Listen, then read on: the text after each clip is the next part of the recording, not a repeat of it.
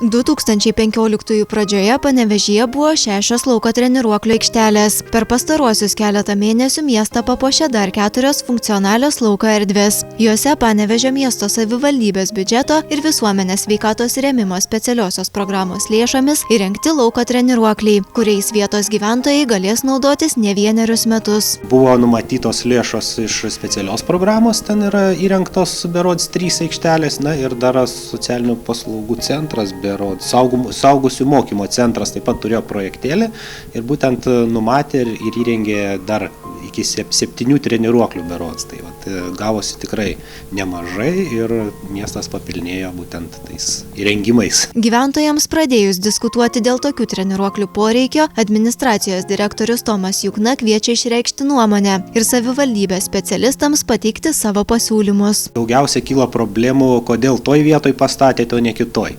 Tai pirmiausia, reikėtų ko gero susirinkti informaciją. Dabar yra šiek tiek, pristabdyta tam, kad susirinkti informaciją, susistemint, susidėlioti vietas žemėlapyje, kad būtų iš tikrųjų paskirstyta tolygiai pagal gyventojų skaičių, pagal vaikų skaičių, kad būtų užimtos tos aikštelės ir išspręsti priežiūros klausimą. Kadangi tos aikštelės vis dėlto yra eksploatuojamos, reikia kažkas, kad jas prižiūrėtų. Yra labai daug krepšinio aikštelių įrengtų, kur trūksta tik tai lentos, ir to pačio lanko, kad galėtų vaikai sportuoti, žaisti. Tai manom, kad vėlgi reikėtų suskaičiuoti, panalizuoti ir paskaičiuoti, kiek reikėtų finansų, kad atnaujinti tas aikšteles.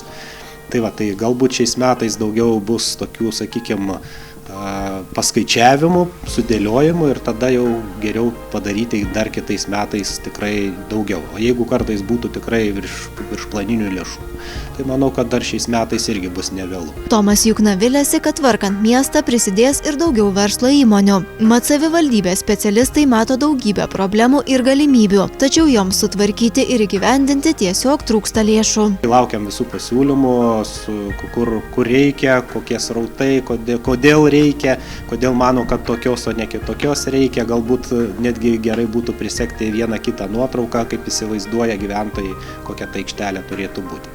Pagal galimybės vėlgi įrenginėsime tai taip, kaip yra, kiek pinigų yra, kaip suprojektuota bus. Ir dar vėlgi skatinsim, kad, patys bendruomenės vėlgi ateina tikrai lėšos nemažos.